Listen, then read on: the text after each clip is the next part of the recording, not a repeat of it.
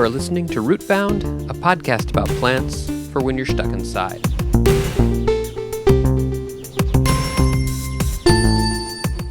This episode of Rootbound is sponsored by flowers, nature's sweetest smelling, most beautiful reproductive organs.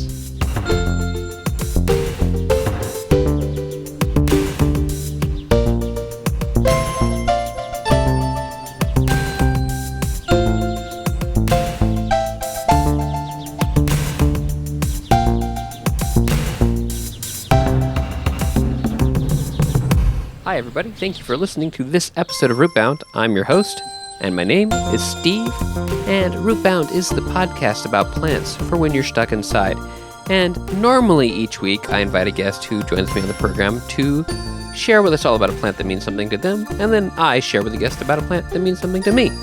But this week it's a little bit different. This is Mixed Greens number 3. This is our kind of grab bag episode where we revisit some plants we spoke about before and talk about some things that maybe we missed back when we originally talked about the plants, and some other just fun stuff. So it's going to be a fun one. Stay tuned, but before we go, just a little bit of housekeeping. Number one, astute listeners to the podcast will have noticed that the show normally comes out on Tuesday mornings, and now I would like to say that officially the podcast will now be coming out on Wednesdays at some point. That's going to give me a little bit more room after the weekend to get the show ready, and also, if you listen back to the tomato episode, I recently had a child, and that has taken up a little bit more of my time, as you can imagine, and putting the show out on Wednesdays is just going to give me a little bit more breathing room to get the show out to you. So look for the show in your podcatcher sometime on Wednesdays. And second, if you have been listening to Rootbound and you are enjoying the show, head on over to rootboundpodcast.com/support to find out all the ways you can help the show, including just telling a friend about it. You can follow on Instagram at Rootbound Podcast. You can send me an email, rootboundpodcast@gmail.com. And you can also support Rootbound on Patreon, and I would be so thankful if you wanted to pitch in there. And with that, let's get straight into our Mixed Greens episode of Rootbound. We're going to have some fun. Here we go.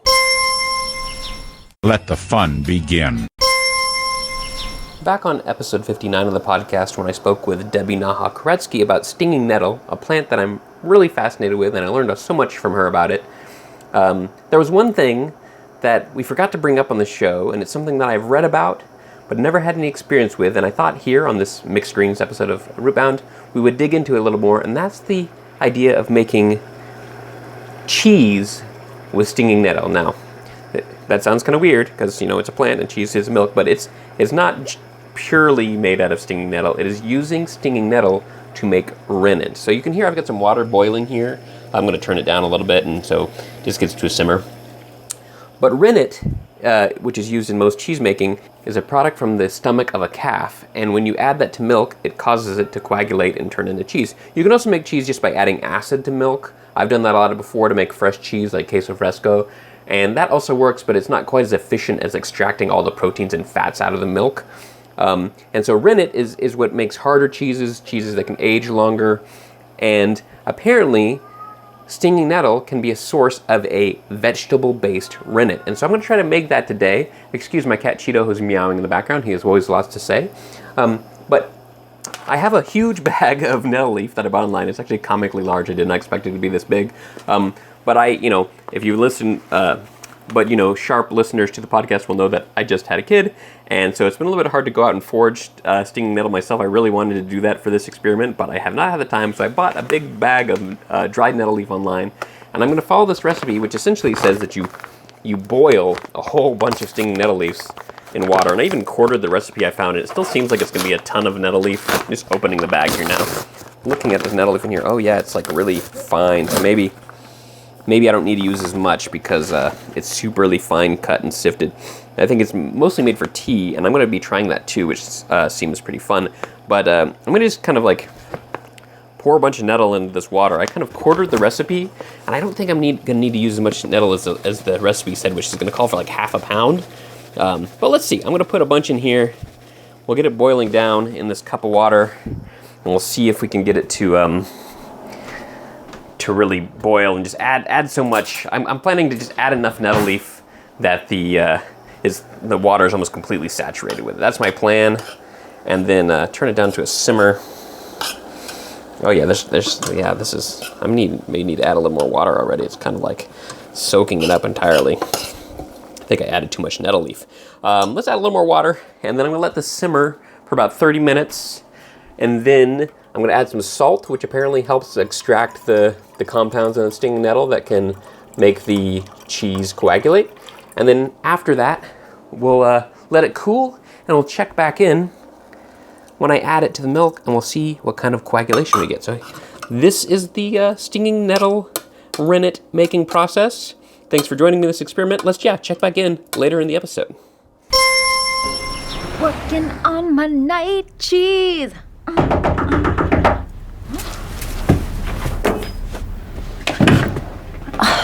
Jack? Do you know what time it is? I was sound asleep. I heard you singing night cheese. Back on the tomato episode of the podcast, my wife Carla and I traded various fun facts and dazzling details about the humble tomato. But there's one that I had in my notes and I forgot to mention that I'd like to share with you now. And do you remember back in mid-2000s when there was this whole debate about whether pizza is a vegetable? Does this ring a bell? When I thought about tomatoes, this came into my head for some reason, and I had to look it up and read what was really happening back then. And essentially, there was this debate in politics about healthy school lunches, and the debate came down to what counts as a vegetable serving in food. And there was some talk of whether you could have an eighth of a cup of tomato sauce count as a vegetable, or whether you needed to have a full half cup, which is like a serving of most other vegetables. And it came down where, yes, you only need an eighth of a cup to count as a serving of vegetables, and that's about as much that goes on a pizza, and so therefore the tomato sauce on a pizza counts as a vegetable. And so then the whole news headlines were like, oh, well, now Congress has voted to say that pizza counts as a vegetable, which is not exactly true, but it is pretty funny. Rootbound is brought to you by the Humble Tomato, making pizza a vegetable for school children worldwide. Speaking of fake ads, listeners of the podcast will know that we start and end every episode with a fake ad read by the wonderful fake ad man himself, David Lunny. And I thought here I would just pull back the curtain a little bit on our process. And so after we go back and forth on kind of the copy for these fake ads, I send Dave over the final copy. And then he tends to record one big long file, and he does several takes of every single ad with little bits of changes here and there. And it's actually very entertaining to listen to the whole fake ad thing, because often there's color commentary in between. A lot of breaking of the fourth wall, which you, the listener, don't get to hear. It's kind of just a special thing that only I get to hear, which is very fun. But there was one moment recently where I sent him something, and I forgot to maybe fill in all the details. And the whole kind of segment where David was trying to record this particular fake ad I found very entertaining. And so I thought I would play that for you now. Rootbound is brought to you by Sepples. Rootbound is brought to you by Sepples. You know those little green things under the petals? Yeah. Sepples keep the petals safe. Sepples, the working plant's petal. Rootbound is brought to you by Sepples. You know those little green things under the petals? Sepples keep the petals safe. Sepples, the working plant's petal. Seeples. Seapals. Sepals. No, I'm not. You're pronouncing them wrong. How do you pronounce them? Seepals. I knew that. Thank you, disembodied voice. From above. Rootbound is rootbound. Okay. Rootbound is brought to you by Seeples. You know those little green things under the petals? I totally knew about them. Seeples, keep the petals safe. Seeples, the working plant's petal. Seeples. Seeples, the working plant's petal. Hold on. Okay, help me out, YouTube. Which is it? Sepal. Ah, so you're a Seeple person, huh? Okay. Well, yeah, I heard you the first time, YouTube. Thank you for the pronunciation guide. You're really getting irritating now, YouTube. I'm going to shut you off. You're going to get shut off now, YouTube. You have anything to say about that? Yeah, okay. Okay, back in the kitchen with the nettle rennet cheese experiment. I've got about 4 cups of milk on the stove here, and we're trying to heat it up to around 165 degrees before we get started. So we've got that going, just hitting around 80 degrees on the milk. And I have my stinging nettle rennet, which I have just strained. I got about a cup's worth. It is like a dark brown with a hint of green on the edges. It actually smells really good. It actually smells really good in my opinion. Carla said it smelled like a boiling peat bog, but I actually think it smells quite like savory and tasty. I should only need about a quarter of this according to the recipe, so we'll see.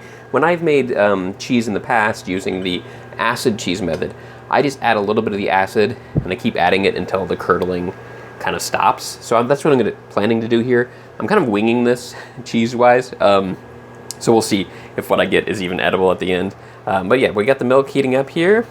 Let's see what temperature we're at. All right, climbing up to around 90 degrees. I'm going to turn the heat up a little bit more. Yes, but apparently there is a long tradition in Europe of using nettle rennet to make cheese, and I'll put some links in the show notes to various cheeses that use nettle rennet. There's one really famous one which I can't actually tell if they use the nettle rennet, but they wrap the cheese in nettle leaves, and that cheese is called Cornish yard, which looks very delicious, and I would like to try someday. So we got the milk is just getting right up to temperature here. We have hit, let's see, 166 degrees, which is pretty good for the cheese making process.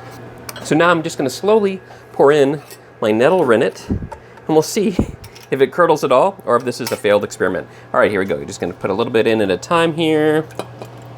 All right, and we'll stir it. See if it starts to curdle. Put in a little bit more. Probably needs to sit for a little bit. It's not thickening up as much as the acid cheese, but actually that might be part of the process. So we're just gonna be patient, and I'm gonna add a little bit more, let it cook a little bit, and then we'll strain it, and we'll see if we actually have a cheese. I'm not sure if we will. So stay tuned to the end of the episode to see whether this experiment is a success.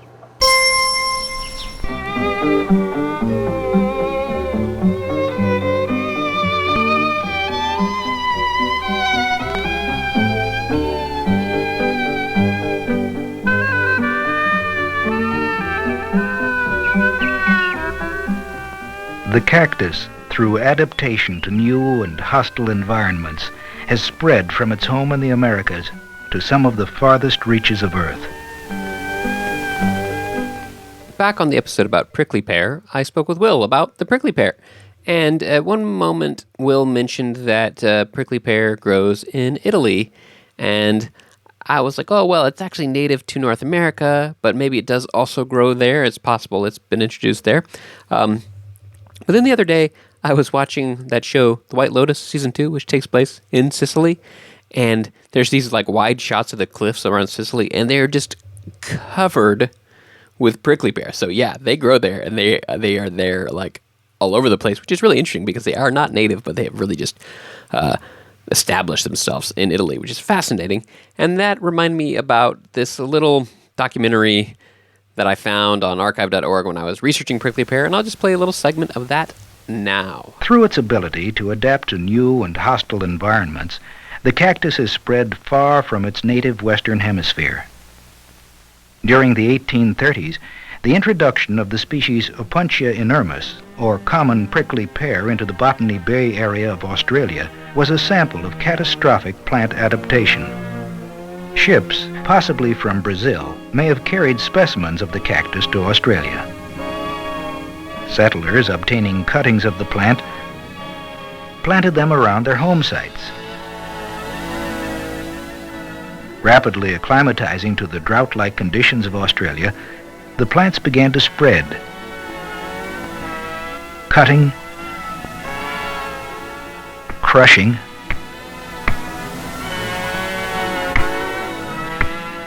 burning failed to halt the spread of the prickly pear cactus. Mixtures of arsenic were tried, killing plants and sometimes settlers as well. By 1912, all controls having failed, the plants continued to spread. 8 years later, 60 million acres of land had been abandoned. 1 million more were being lost each year to the cactus. Desperate to bring the plant under control, the government began searching for a natural predator. 150 insect and parasite enemies of the prickly pear were imported from the Americas and tested exhaustively. All failed, except one species of moth, Cactoblastus cactorum from Argentina. In 1926, the moth was released into the countryside to lay its eggs. Developing from moth eggs laid upon the cactus, larvae tunneled into the plants and soon reduced them to a rotting mass. Within 6 years, most of the cacti had been destroyed. Introduced into remote parts of the globe, the cactus has adapted to conditions far different from those of its native environment. From winter cold of the American deserts to the heat of India, Hawaii, and the Galapagos Islands, cacti have survived and reproduced, sometimes upsetting the ecology of the land. The ability of plants and animals to adapt to foreign environments should be a warning of the consequences of introducing new species into established areas. The ecological disaster caused by the prickly pear cactus in Australia should remind us that the balance of nature is a fragile one. Back on the Coneflower and Black-Eyed Susan episode of the podcast, I spoke with Laura Oldham, and after the show was recorded, she came back to me with a little purple coneflower anecdote that she forgot to mention on the podcast, and so I will read that to you now.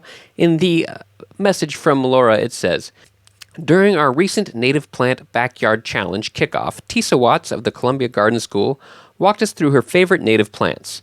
She explained how redbud trees would soon be exploding with purple throughout Ohio. She swooned over her native buttonbush, but warned us that thanks to the last few years, its blossoms may trigger some strong reactions. And when she got to purple coneflower, Echinacea purpurea, she had to pause to let her words catch up with her love for the native perennial. Tisa doted over the purple coneflower and its versatility, hardiness, and benefits for pollinators throughout the entire year. And then she interjected a quick anecdote that led to the 100 or so native plant lovers gathered in the Scioto Audubon Center to giggle. Listen, Echinacea purpurea is like the plainest girl in school showing up to prom in the fanciest shoes." Tisa moved on to the next slide and the next round of native perennials, but the phrase has stuck with me since. I reached out for some clarification and maybe some more explanation. What did she mean about my favorite native plant? Here's what Tisa had to say. "Purple coneflower is just an easygoing plant. She looks great. She's not the diva. She's not the princess. She doesn't need a lot of fussing over. She's just there to have a good time. She may not be the prettiest girl at the prom, but she wears fabulous shoes and knows how to have a great time." So there it is, my favorite beloved purple coneflower, a favorite of both pollinators and mine, is the plainest girl in school showing up to prom in the most fabulous pair of sequined heels. She's not here for a long time, but she's here for a good time with her bee, bird, and butterfly buddies. I just feel like the prettiest girl at the dance. You all remember Aja Yassir, who told us all about American hazelnut way back on episode 11 of the podcast. If you haven't heard it, go back and listen to it.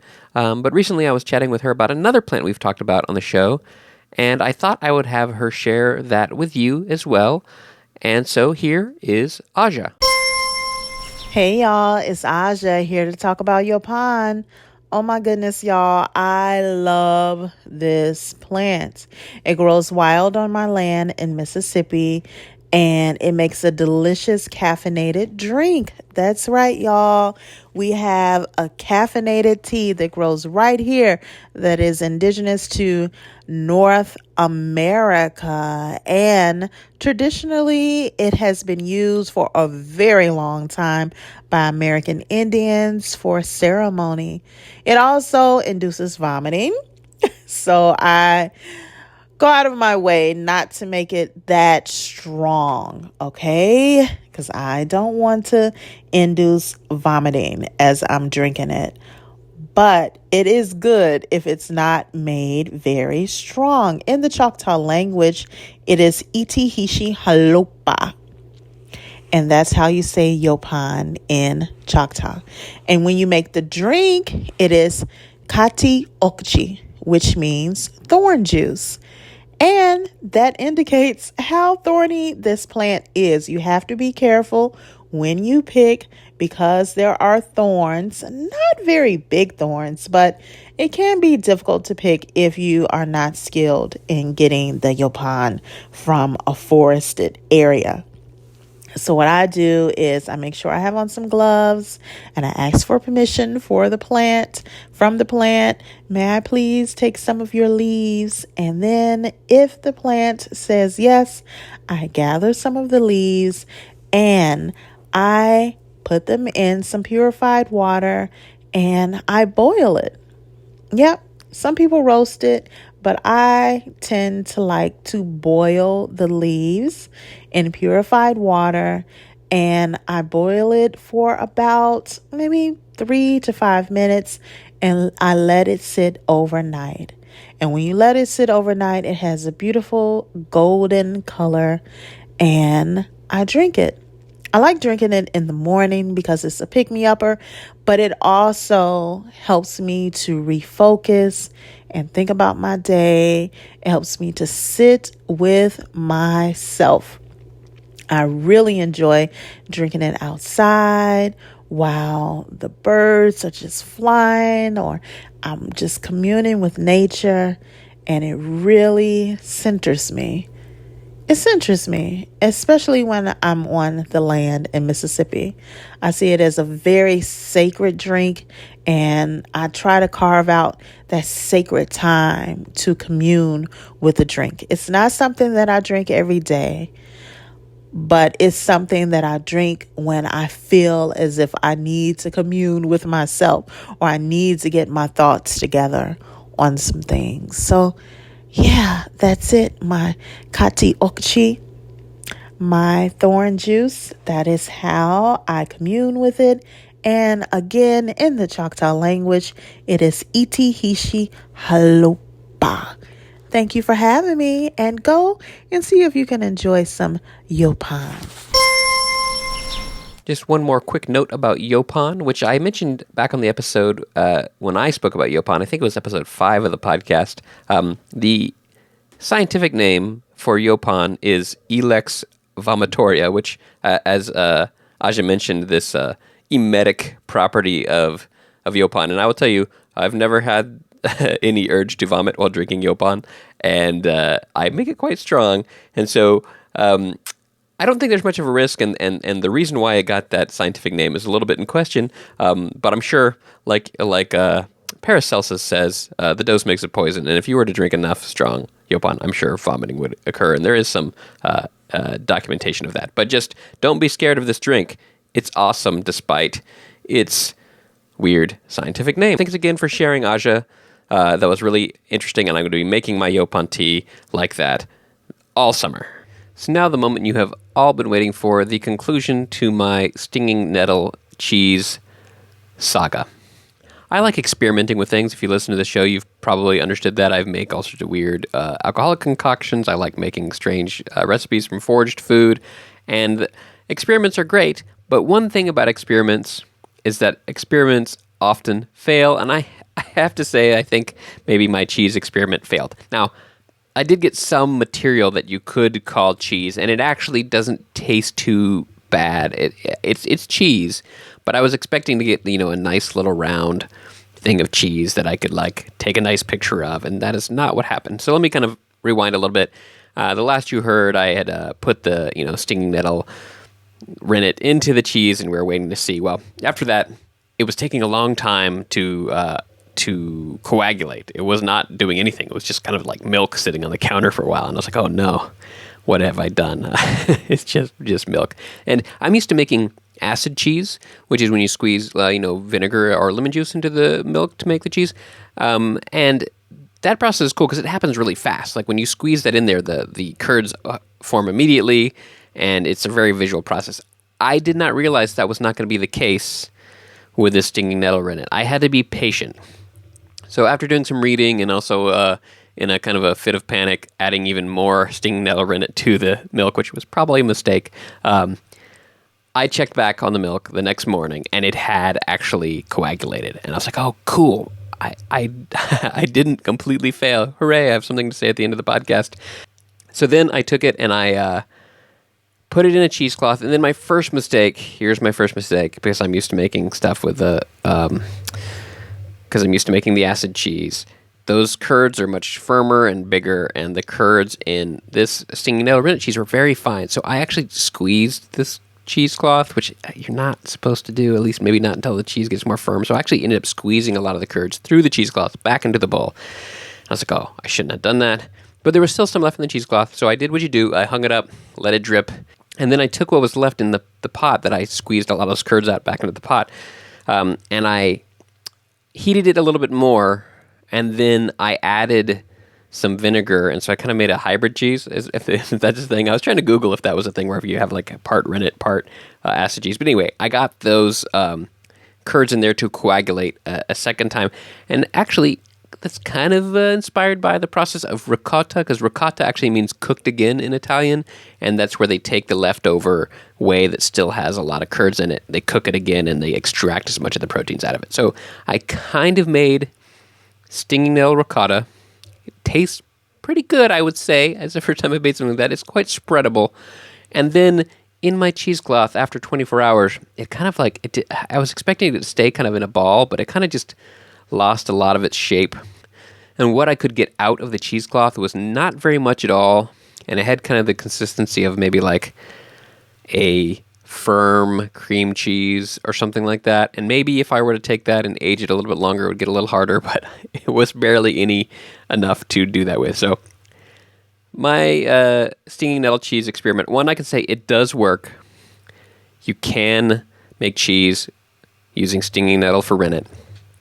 2, experiments fail, and that's good because you can learn from your mistakes, and I already have a few things I want to try for next time. And so 3, I'm going to try this again at some point. I'm going to try to perfect this, and if I get it really good, I will share with you on my social media and probably on the podcast. And with that, we reach the end of another Mixed Greens episode of Rootbound. Thank you for listening. Special thanks to everyone who contributed to this episode of Rootbound: Laura Oldham, Aja Yassir, and the fake ad man himself, David Lonnie. If you like Rootbound and you want to support the show, check out rootboundpodcast.com/support and learn all the ways that you can support the show. Rootbound is hosted by failed cheesemaker Steve Ellington. Music by Christian Kriegescota. Fake ads, once again, by David Lonnie. Rootbound is a podcast about plants for when you're stuck inside, but if you can go outside, head over to your favorite pizza place and order up a serving of vegetables. This episode of Rootbound is sponsored by Flowers, nature's sweetest smelling, most...